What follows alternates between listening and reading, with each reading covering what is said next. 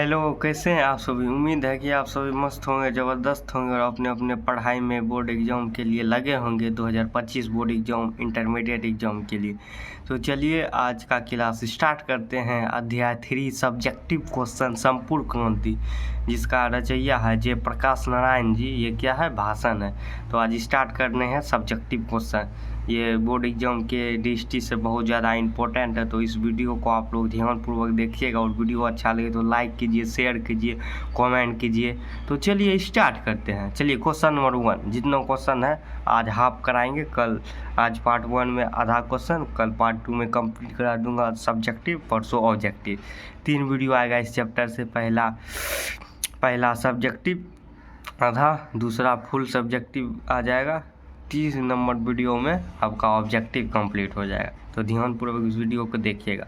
आप लोग पहला और दूसरा चैप्टर का सब्जेक्टिव और ऑब्जेक्टिव नहीं देखे तो जाके इस वीडियो के नीचे लिंक दिया गया है, जाके देख लीजिए। तो चलिए क्वेश्चन नंबर 1 स्टार्ट करते हैं। चलिए, आंदोलन के नेतृत्व में संबंध में जयप्रकाश नारायण के क्या विचार थे। आंदोलन का नेतृत्व किस शर्त पर स्वीकार करते हैं। तो चलिए क्या है, आंदोलन के नेतृत्व के संबंध में जयप्रकाश नारायण के विचार थे कि मुझे नाम के लिए नेता नहीं बनना है। यदि मुझे सामने खड़ा करके कोई पीछे से बताए कि मुझे क्या करना है तो मैं इस नेतृत्व स्वीकार करने के लिए उन्हें एक शर्त रखी थी कि मैं सबकी सलाह लूँगा, सबकी बात सुनकर उससे बातचीत करूँगा और अधिक से अधिक बात करने की कोशिश करूँगा, लेकिन अंतिम फैसला मेरा होगा और उसे हर किसी को मानना भी पड़ेगा। तब तो नेतृत्व का कोई अर्थ है और तथा क्रांति सफल हो सकती है। चलिए क्वेश्चन नंबर 2 की ओर। चलिए दोनों, जयप्रकाश नारायण के छात्र जीवन और अमेरिका प्रभाव का परिचय दे। मतलब जो अमेरिका में रह के जो बिताया था जयप्रकाश नारायण, उसका परिचय देने वाला। इस अवधि की कौन सी बातें आपको प्रभावित करती है। मतलब इसमें कौन सी बात आपको लग रहा है कि हाँ ऐसा हम लोग को भी करना चाहिए, इस संघर्ष से पढ़ सकते हैं, लिख सकते हैं, उसका मतलब। चलिए, जयप्रकाश नारायण का छात्र जीवन बहुत ही संघर्षशील रहे। वे साइंस के छात्र थे। वे कुछ दिन फूलदेव बाबू के साथ लाइब्रेरी में रहे। बिहार विद्यापीठ से वे आईएससी की परीक्षा पास करने से स्वामी सत्यदेव के भाषण सुने थे कि अमेरिका में मजदूर करके लड़के पढ़ सकते हैं, तो वे अमेरिका गए। वहाँ वे बागवानों में काम किए, कारखानों में काम किए, जहाँ जानवर मारने जाते हैं उन कारखानों में भी उन्होंने काम किया। जब छुट्टी मिलती थी तो काम करके इतना तो ज़रूर कमा लेते थे कि कुछ खाने के लिए इंतजाम हो जाता था, कुछ कपड़े भी खरीद लेते थे और कुछ पैसे फीस के लिए काम आते थे और बाकी हर दिन 1 घंटा रेस्टोरेंट में, होटल में बर्तन धोने का या वेटर का काम करते थे ताकि शाम को भोजन मिल जाए। घर में एक चारपाई थी जिस पर जयप्रकाश जी और एक अमेरिकी लड़का रहता था। वे दोनों एक साथ एक ही रजाई में सोते थे। इतवार के दिन था, कुछ ऑर्डर्स टाइम में होटल में काम करते थे।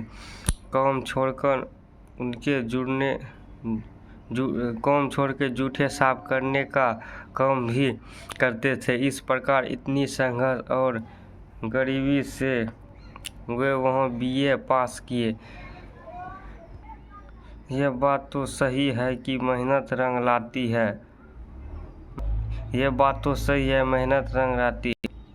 स्कॉलरशिप मिलने के बाद वे डिप्लोमा का असिस्टेंट बन गए और फिर यूटिलियन क्लास लेने लगे। चलिए 2 नंबर कंप्लीट हुआ। तीसरा नंबर, चलिए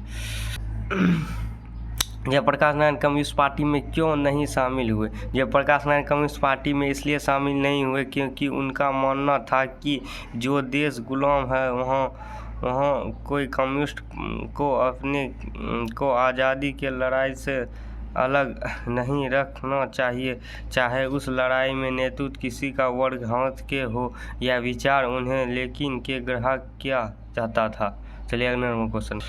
चलिए, पास्ट के आधार पर स्पष्ट करें। अगर कोई डेमोक्रेसी का दुश्मन है तो वे लोग दुश्मन हैं जो जनता के दर्शन कार्यक्रमों में बाधा डालते हैं, उनकी गिरफ्तारी करते हैं, उन पर लाठी चलाते हैं, गोलियां चला। चलिए इस पंक्ति का अर्थ क्या है?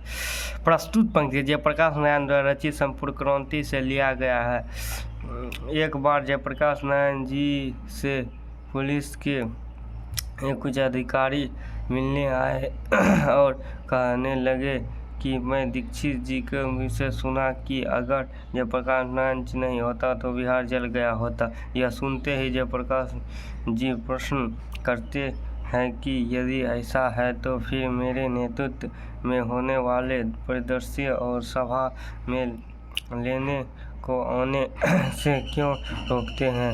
क्या आप लोग जनता से घबराते हैं? जनता के प्रतिनिधि होकर